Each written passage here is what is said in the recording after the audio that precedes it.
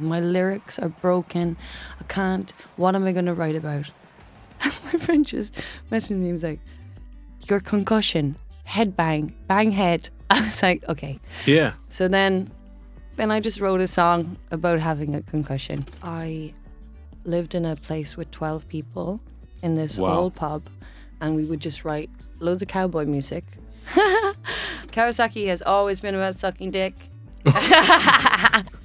My sister will go and find the nastiest comment and then read it back to me in like this old lady biddy voice, and then it doesn't make it as bad anymore. She's like, come here, I got the best one. Look at that scummy scab, that young one.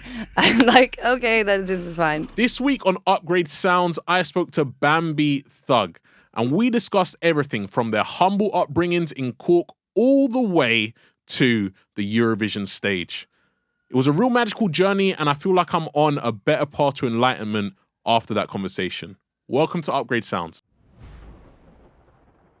What is your earliest memory when it comes to music? I think my earliest memory is I must have been about 8 or 9, and me and my sisters, we used to like rewrite musicals. We had nothing to do because we lived in like the literal sticks in the middle of nowhere in Ireland. Okay. Just outside this little town, and we used to. There was one. I was like Olive Ander the shoemaker. We would make these whole plays, and we rewrote "Food Glorious Food" to be "Shoes Glorious Shoes," suede canvas or leather tied up with lace or a nice feather. Just thinking of smelly feet wrapped up in a sock. Shoes make my heart want to beat like a clock. We rewrote the whole thing. I think making musical bits with my siblings. Wow. Yeah. Very poignant memory. Yeah. It's because it was such a sly song. Mm-hmm. And I mean, yeah, they're most of my earliest memories. Are your siblings still involved in music, or is it just you? No, it's just me. Just you. It's just me. So you're always a creative one?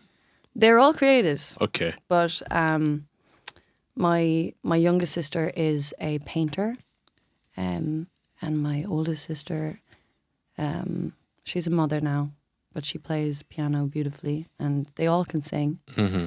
And my other sister, who's closest to me, is an architect, but also a painter as well.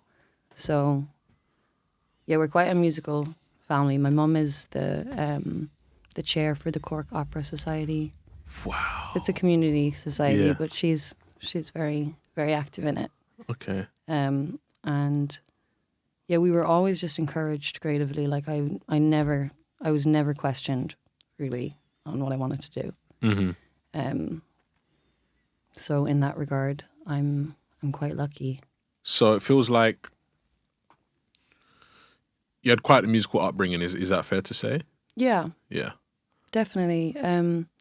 I was made do piano lessons, which I hated as a kid, but I got to do them with my best friend. So Okay. then we didn't actually learn anything because we were all just messing. I taught myself guitar. I was always in speech and drama, probably because of my dyslexia. They wanted to sort me out, which I'm grateful for. Mm-hmm. And yeah, I was always into dance. I was always in theatre. I was always put forward for auditions for things, more theatre. And yeah, I was always just encouraged because I also wasn't very good in school. I was good at English. Right. And I was good at music, not music theory. Absolutely awful at music theory. I'm like ear only. I'm grateful. Yeah. And I guess it seems like, your musical upbringing for the most part was very classical. I think that's fair to say. Is that fair to say? Yeah, I mean, like the dance classes I did were labeled street dance. Sure. But they weren't street dance. Yeah. And I don't know, yeah. I mean, in musical theatre, you do get taught like classical training and stuff. Sure. But in my house, the music was like, would go from classical music in the mornings on Lyric FM, which is an Irish radio station, which I actually think is the best classical station ever. Mm-hmm. And then my mum would turn on like Green Day, and then it would go to like Nina Simone, and then it would go to like Fleetwood Mac, and then it would go to Barbara Streisand, and then she'd be screaming Sum 41 in the car on the way to school. Like, so that's probably the reason why my own music goes through. It just doesn't have a boundary to it. Mm-hmm. That's what I wanted to ask next is, how do we go from, the piano lessons and the musical theatre and all these wonderful things to this wonderful alternative magical journey that we're going on now? Yeah. Oh, I don't know. I'm old now. I mean, when I started, like, I was mad into ballet, and but then I broke my arm, and then I moved to London to study musical theatre at the Ardang Academy, and I struggled through the first 2 years, and then third year I kind of got my head in the game and was like, I think I had broken up. I broke up with a boyfriend who I was with for the first 2 years as well, and I took it seriously, and I got cast in the lead in our third year musical, but. Of course I did, because it was an Irish musical as well. But yeah, then after that, the theatre world is so different, and the dance world is so different. Like there's a lot of toxicity, and there's a lot of like, cutting someone to get ahead type thing. And I also know that in theatre world, it takes a while for you to go up the ranks, and I didn't want to be in the chorus. I didn't want to be a background character, so I decided to homeschool myself for like 2 years in how to write, how to structure music, because I didn't really know. Like before this, I was only writing folk songs, right? Very Irish, and yeah. Then after that, I started doing open mics, and I met this person who worked for an artist development company, who I then started going into the studio and exploring. But back then I was doing like very bubblegum, but very, very still dark, almost like Lana tinged music. And they were trying to steer me in a way I didn't want to go. So I left them. And then I feel like I'm missing a chunk here, but then the next thing in my brain is I met Tyler Ryder. Right. And our first session, I was just like, I played him on my demos, and he was like, this doesn't seem to be you. And I was like, no, I want to make witchy things. I want to be dark. I want to experiment. And he was like, well, let's do it. And then I just started to explore more, and I think lockdown was incredible for that, because I lived in a place with 12 people in this old pub, and we would just write loads of cowboy music. And when you say cowboy music, like country okay, songs, but cool. old, like the way I guess Nashville style, where it follows like a character, like a storyline of like old school cowboy music. And I also found myself there. I came out there. I changed my name there, changed everything about me, or more so stepped into me there. And I had a lot more time to, drop these masks that I'd been trying to wear for what I thought would get me ahead in the industry, right, or would connect with people. And I think after lockdown and after coming out and finding Bambie Thug, that the universe kind of was like, okay, you've done the work, you've come into yourself, here is opportunities. And I started writing with Cassiette for her music, and Kid Brunswick, and I just started to find my little alt family. Yeah. And then I started self-releasing. Okay. And did a few tours, supporting people, and yeah, I don't know. I see what I want and I get it. Yeah, no, of course. And I think that's a great way to be. And it's clear that you believe in yourself. And I think that's so admirable. I think, please treat me as if I'm ignorant to all of this, because Okay. I want to, learn and expand and, understand to the highest degree. What was that experience like for you? You just talked, you briefly touched on that experience on you finding yourself and, you coming out and, your journey. Would you mind sharing? Yeah, I mean, it took me a very long time, and I think like gender journey is also always like evolving. But it wasn't until I met one of my close friends, Charlie Guy, who's a trans man, that I fully started to feel comfortable in viewing myself honestly. Mm-hmm. And I think that has a lot to play in my music, or just allowing myself to be free with it. But it took me a long time to tell my family. Like I was out for like a year and a half to my friends and everything before I even told them. And it's one thing that's kind of annoying, because like obviously for Bambie Thug I dress hyper femme a lot of the time. Okay. Because that's what sells, and on stage I like to be a doll.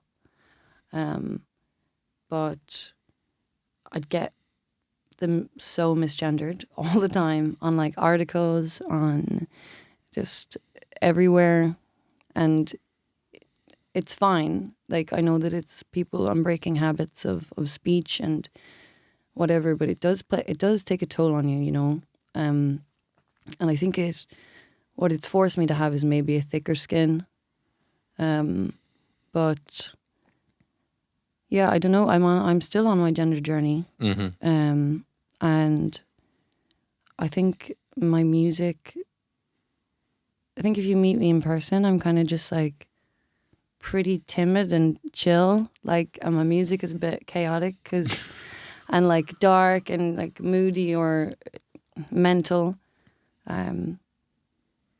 because that's kind of the only place that I'm able to express those type of emotions. Wow. Like I have a long history of very, very dark trauma and things, but I'm in therapy for that now, which is really good. Finally, Therapy's so good, right? so good. The I mean, best. it's intense as hell. Uncovering bits, because I have really bad memory. Okay. Because I found out actually in my last therapy session that normal memories are stored in the hippocampus, which is like the front of your brain. And if you're traumatized, they get like fractured and they go to the amygdala. So then your short-term memory and everything is like skewed. Right. So like when my friends are like, do you remember doing this? Or my sister's like, do you remember this? And I'm like, no. Right. Mm-hmm. Nothing. So I think when I'm writing, I could write a song and then I don't even remember writing it. It's so quick. And then I have to go and look at what I've written and I say, okay, that's about that. And then I sing it a few times and then I am almost uncovering the meaning of it to myself. The longer it's out, or the the more times I perform it. It's like I'm keeping secrets from myself. Have any songs changed in meaning as you've performed them? Say you performed it the first time, but then on the 100th time, it means something different to you than it meant at the beginning. Yeah, I mean, Doomsday changes its meaning all the time for me. Really? Depending on how I am or what's happening at the time. Like, because when I first started writing it, I was in like a very toxic relationship, and I was very kind of in between knowing how I felt and being very gaslit, and that also impacting my self-expression or my connection to myself. And then when it came out, it was making more sense as to, I was annoyed of how excluded or my potential being ignored so much as a queer person in the industry, and kind of just being like fed up with, I don't know, watching people who I thought were just not of the same caliber succeeding and still being unsigned and unpublished and all of these things, and like kicking all those doors down for myself and just being kind of fed up, and then talking to other queer artists and them having the same kind of feeling. And so then it changed to that. And then as I perform it more and more, I realized that the middle 8 of that song is a direct conversation with myself and my negative self-talk, and saying, for your romance I'd beg, steal and borrow, like for my brain to be actively in not wanting to be at war with myself. I would do anything. Like, I'm constantly trying to find silver linings all the time, just to like retrain my brain to not live in such sorrow when all these amazing things are happening to me. It's like it's strange, because I'm just a very, for someone who is so in touch with their handwriting, I'm very numb to when good things or bad things happen to me. So I'm kind of in a constant state of just like one of those lines that you see across the heart thing in hospitals, like a zoo. Electrocardiogram? Oh wow, I didn't know it was that called it? that. Yeah. You're in touch with your heartbeat. Is that what you? I just meant the line, the flat line. I'm like flat. Oh, okay. So not an electrocardiogram. No. Sorry. My mum works in the hospitals in that's the only reason I know. But anyway, sorry. Yes, the flat line. Yeah, flat line. So yeah, I don't know. That song. Yeah, so that song just awakens many, many, many, many things in me. Kawasaki has always been about sucking dick. I honestly wouldn't have guessed, because I want to talk about Doomsday, and I want to talk about Eurovision, but I want to save a whole section for that. Let's talk about Kawasaki for a second. Okay. Because I believe that was the first track you ever sent me. Yeah, maybe, and it got track of the week on BBC as well. Yeah, that track did pretty good. Yeah, I think it was Kawasaki, or no, actually no. It was Headbang. Was Headbang the first one I sent you? Yeah, I think it was Headbang. So let's start there, because that was my first introduction to Bambie Thug, and I flipping loved what I saw, you know? Let's talk about Headbang and what that meant to you at the time. And the Headbang... Headbang came because I was playing Liverpool Sound City, and 4 minutes before I went on stage, I was like, I have to pee. And my DJ at the time was like, okay, run.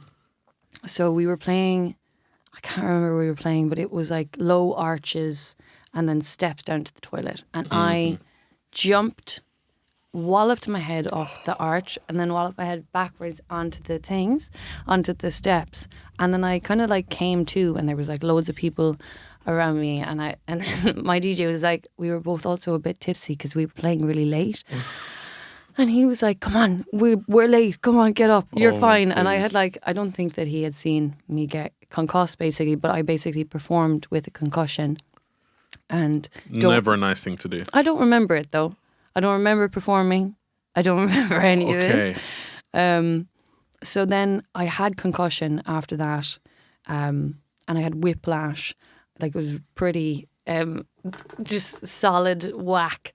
And I remember being in a session, and I had spent so long waiting to have a session with Come and Have a Go, because I thought they were so cool.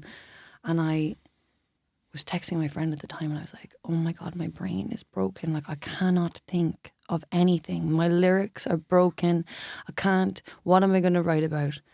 And my friend just messaged me. He was like, your concussion, head bang, bang head. I was like, okay. Yeah. So then I just wrote a song about having a concussion. Mm-hmm. And Wow. it was fun.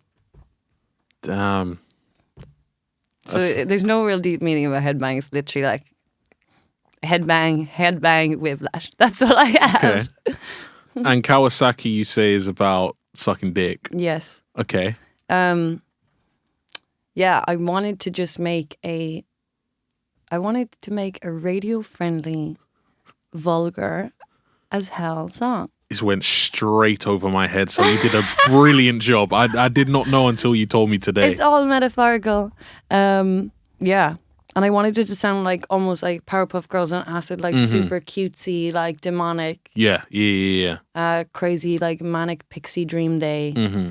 Do you look at a lot of things like that, like Powerpuff Girls for influence? And I mean, they're all like stored in my brain somewhere. Mm-hmm. I never really go into a session being like, oh, right, this is what I want to do today. Unless I've like previously written something like Love Bites. I like wrote on the piano and wanted to, and I had that ready to go in. But like if I'm doing like a session with creating something new, I'm always just playing. Like I don't reference really. I kind of am just like, I'm so annoying because I will be like, can you make a sound that sounds like Donald Duck going down the toilet, holding like a feather duster, trying to get the squeaks out of it while he's on his way down? And the producer would be like, okay.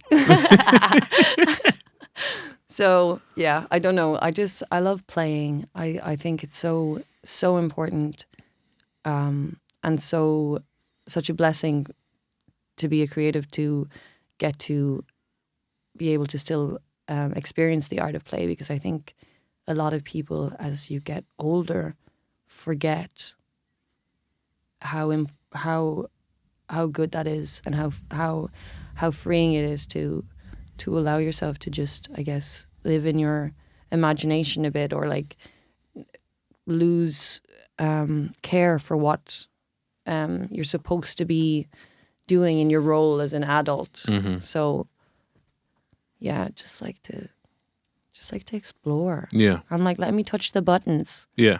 Let me like try make this sound from the other room. I don't know, when we were making, I think it was Prison Purse for Cassie. It was either Prison Purse or Dear Goth, and we were in Tulse Hill in a basement studio with Tyler Ryder under this pub. And we took loads of their glasses and we were just like smashing them in the studio across the wall. I think it was Prison Purse. Yeah. So yeah, we just like to play around. I imagine that's a very freeing practice to be able to, use these random sounds and random bits and pieces to create music.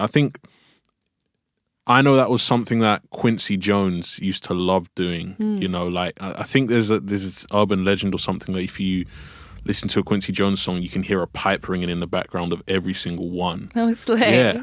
So what I'm trying to get at here is, you love using different pieces of equipment and different, household objects to make sound. You play piano. Yeah, poorly. Poorly. Well, okay. Enough to sing along to. You play guitar? Mm-hmm. Is there any other instrument? The panettone. You might have to explain to me what that is. No, I'm joking. We You stopped me right in, haven't you? No, we made a recently, actually a few months ago, because I still go to that place I was talking about, the steamship where I lived with 12 people. We made a banjo out of a biscuit tin, and we called it the panettone because it was a panettone biscuit box. I was only joking. Okay. Do I play anything else? I can play the tin whistle. Okay. I think that just comes out of the womb when you're Irish. It's like, Yeah. Here I am, crying as a baby and playing the tin whistle. Yeah, I don't know. Do you know what I've always loved to play though? I would love to play and always begged my parents when I was a kid was the harp. I swear, I Did was you know? thinking, I was like, Bambi's gonna say harp. Harp. Oh man. Harp. I love harp. I had a go off my friend's harp a few months ago, and I literally just was like, I was stuck there for about 40 minutes. I was like, nobody, like, don't talk to me. I'm with harp now. That's It's such a something beautiful instrument, so isn't it? gorgeous. Yeah. So ethereal, and like, I love anything that sounds otherworldly. I love anything that sounds mystical. And that and the theremin I want to have. Okay. What's the theremin? Theremin is the one where it looks like it's just like this rod, and they like have their hand next to it, and it's like Oh yeah. to the like sound waves. Mm-hmm. I kind of want that because it's just so witchy. I'd be like, Yeah. Oh, I need a Bambie Thug song with a harp. real. I need one. Anyone listening and has loads of money, buy me a harp. Again, like, you know, I want to understand. I want to seek knowledge.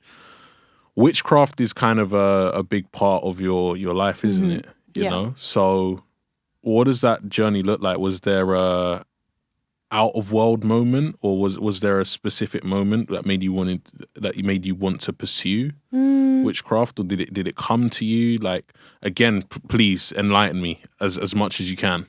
So I'm Irish, so our heritage before Catholicism and everything was pagan. So I think it's like in my blood quite a bit. And as a kid living in the countryside, I would always make potions. If I was in trouble, I would run across the road to the forest and go and talk to the trees. I always knew to ground myself, I had to put my feet into dirt.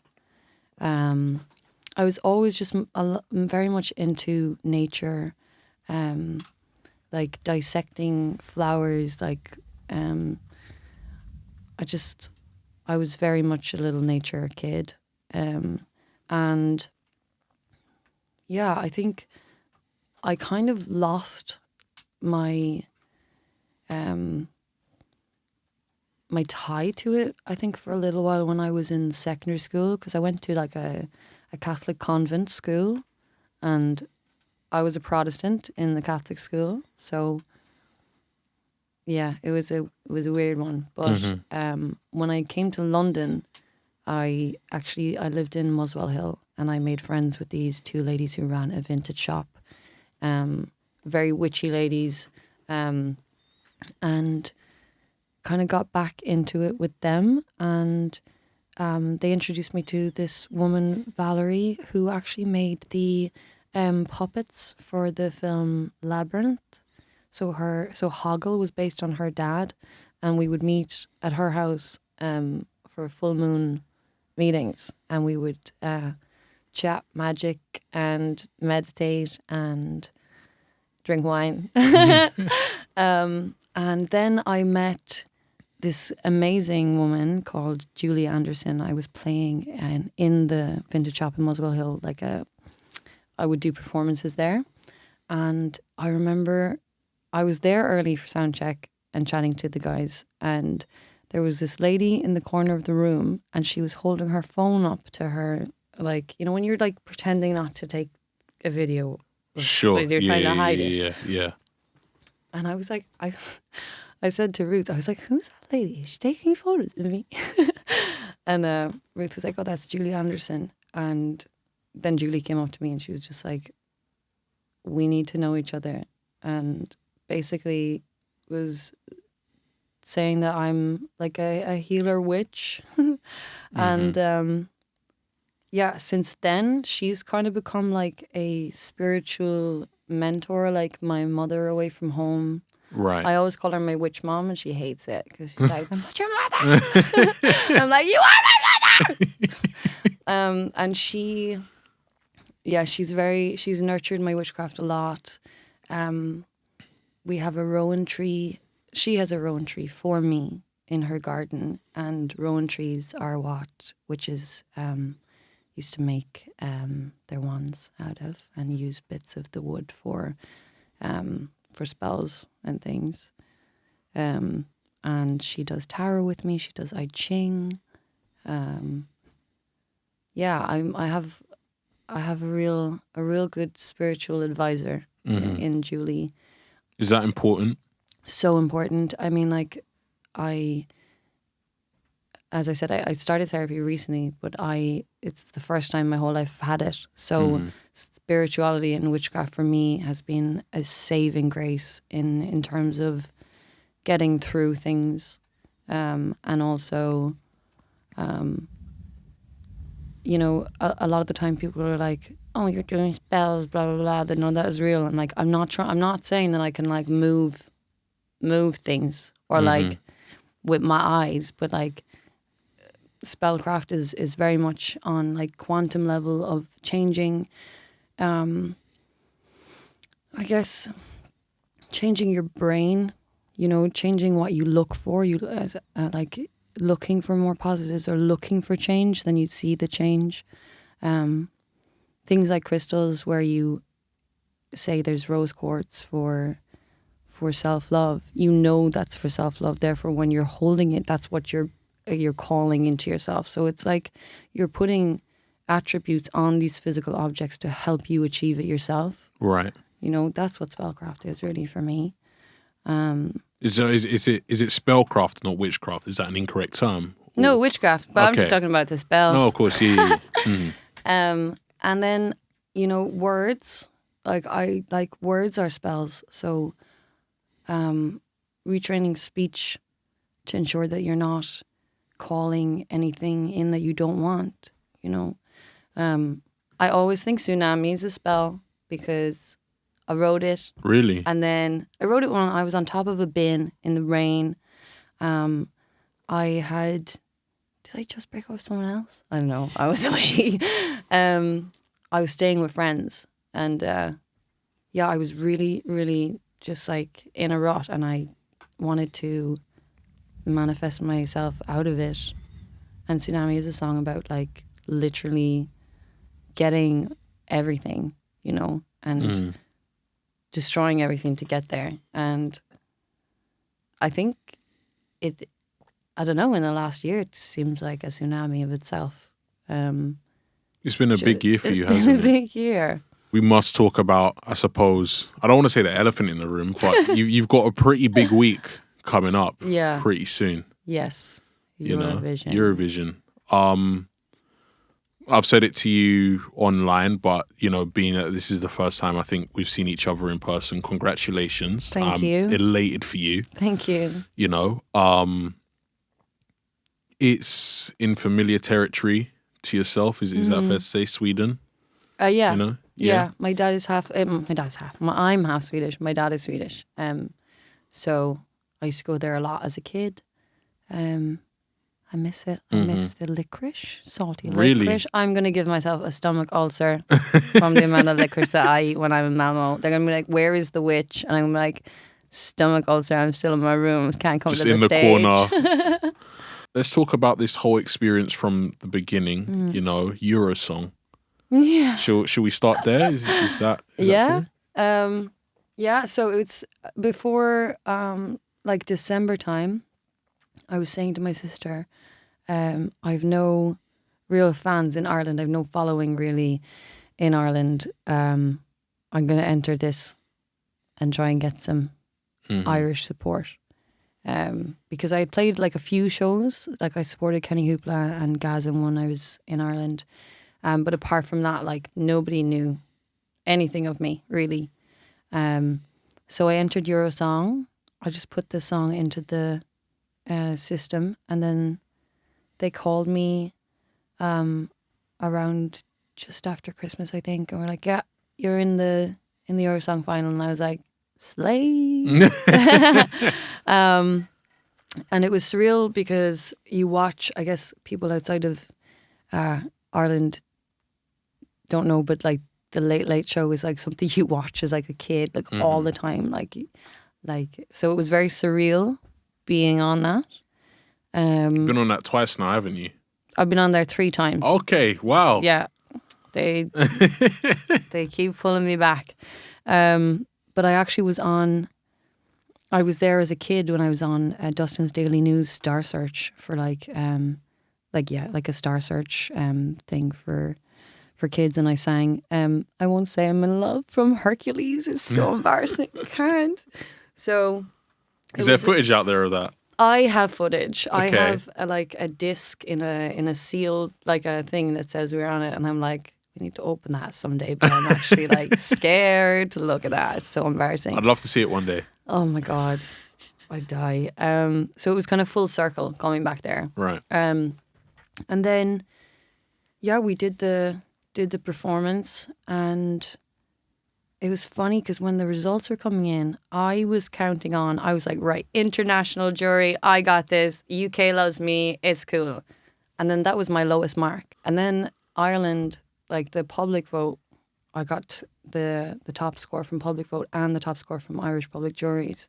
So that was really surreal because as I said, I had no Irish fans before this, and I just wasn't expecting the country to get behind me. Mm-hmm.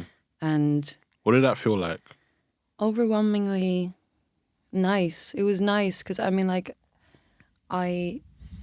growing up, we're half Swedish, so I feel like we never really were integrated completely anywhere, you know, because like there is that like small town mentality of like you're different, and then so having them all vote for me like as a nation, I was like, yeah, thanks. Yeah, it was a really beautiful moment. And then what happened after that? Oh my God, it's gone so quick. We did the pre-parties. So at this point, you've won Eurosong. Now I have one Eurosong. Yeah. Yeah, now one Eurosong. And now it's, I guess, oh no, then we were doing the music video, which we filmed in 9 hours, and we got done in the space of like a week and a half. Okay. As in like organized everything, sorted everything. That's intense. Yeah, it was intense. Yeah. But it was my favorite music video I've ever shot. Everyone was basically queer. It was gorgeous. I was like in my happy place. I worked with Camp Productions, and my friend, who's also an artist, Storm St. Clair, was my creative director on it. And Bo, my stylist for this whole Eurovision, was on that as well. Can I just take a moment to say what a badass Storm St. Clair is? Sorry, Storm St. Clair. What a badass. Yeah. Like, I remember you sent me their music and Oh, they're incredible. the real deal. They're incredible, and they're so they're aesthetic as well. Just another non-binary, yeah. No, we love Storm. We love Storm. So you filmed the video.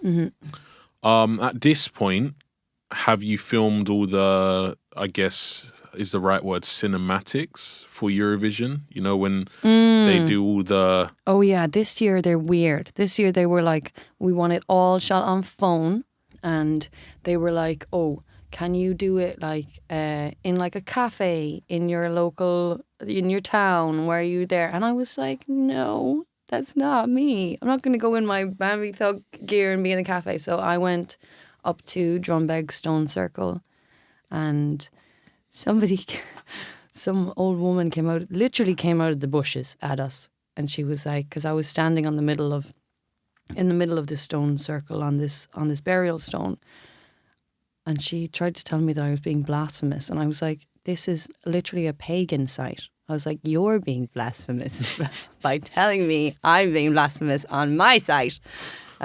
And we also, where else do we shoot them? Drumbeg Stone Circle and this old, like, ruined church, where down by where I grew up.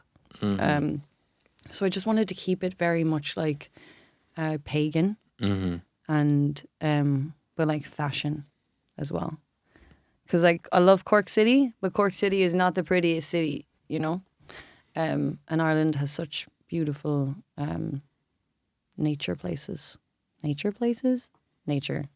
around surrounding areas.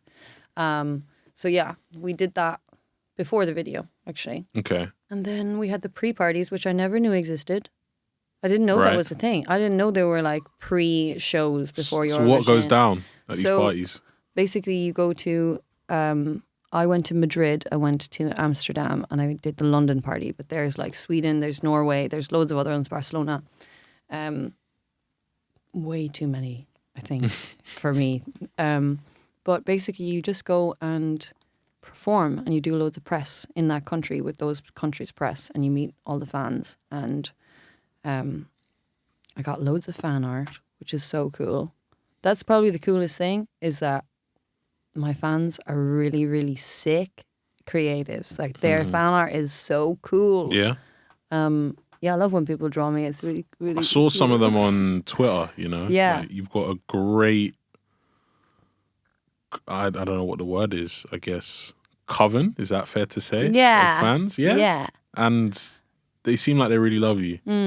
No, they're great. I mean, there's a horde of them that will come back at anyone who's transphobic to me at all, and they're just like Has that happened? staunch.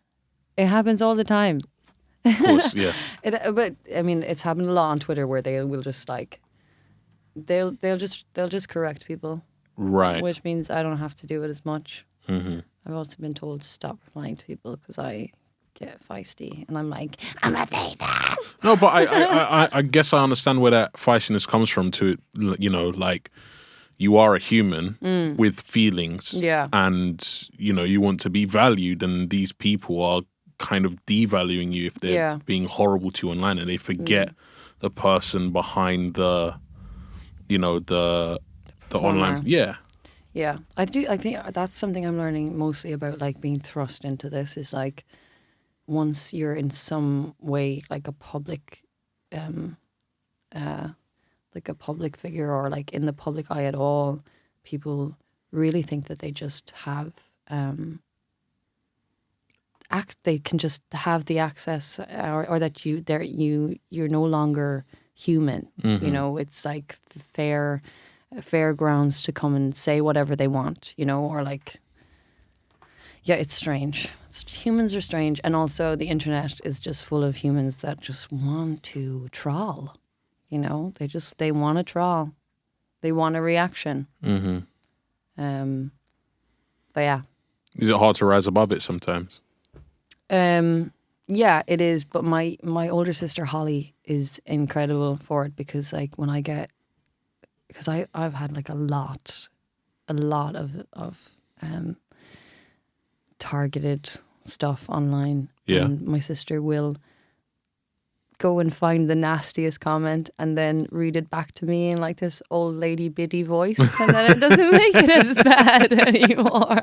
She's like, come here, I got the best one. Look at that scummy scab, that young one. I'm like, okay, then this is fine. That's a great way to deal with things, you know, and to Yeah. kind of take the power back. Yeah. Yeah. No, my sister's good for that dark humor. Shout out Holly. Shout out Holly. For real. Yeah. So then we had the pre-parties, and now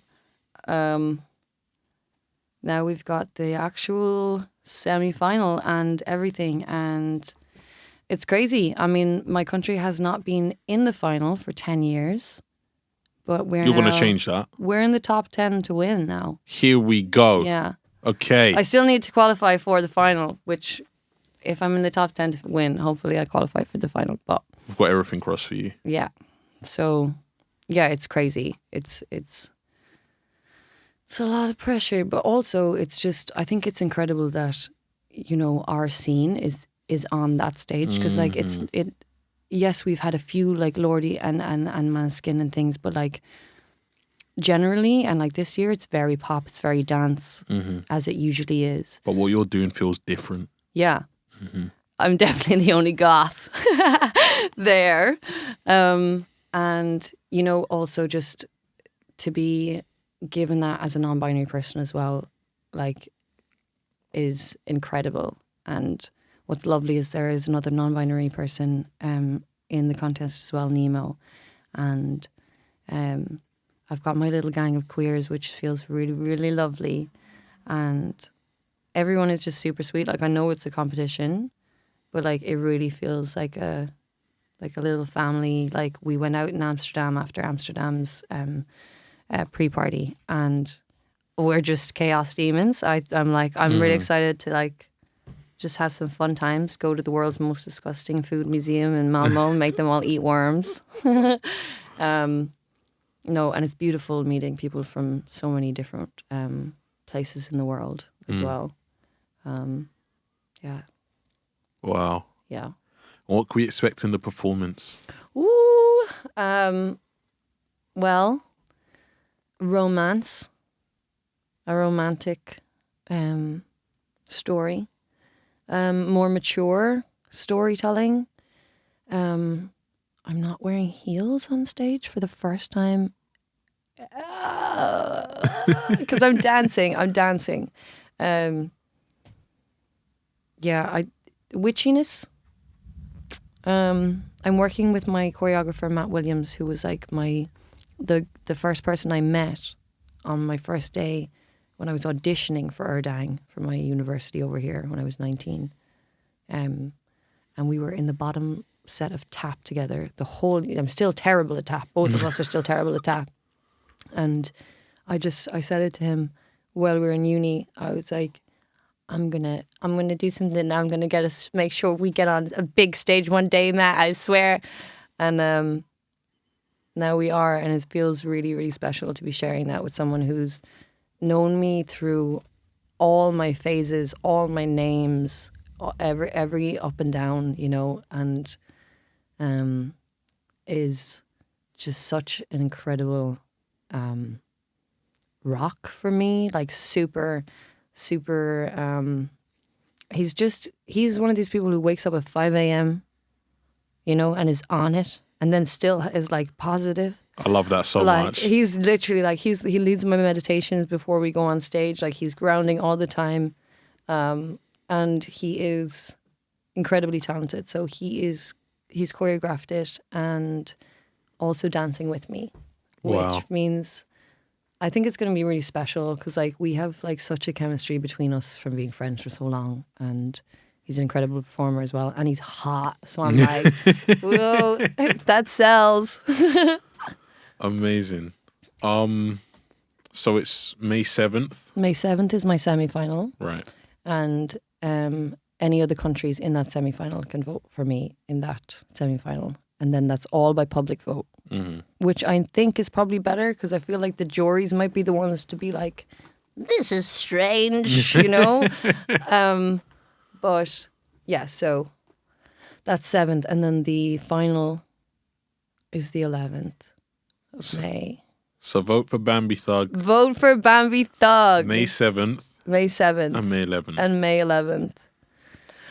Oh, God. Listen, I wish you nothing but the best. And thank you for taking the time out of your day to come and speak to me and educate me and enlighten me and, you know, just share so much with me. So thank you so much for having me. Thank you so much. Let's do this again soon. Yes, please.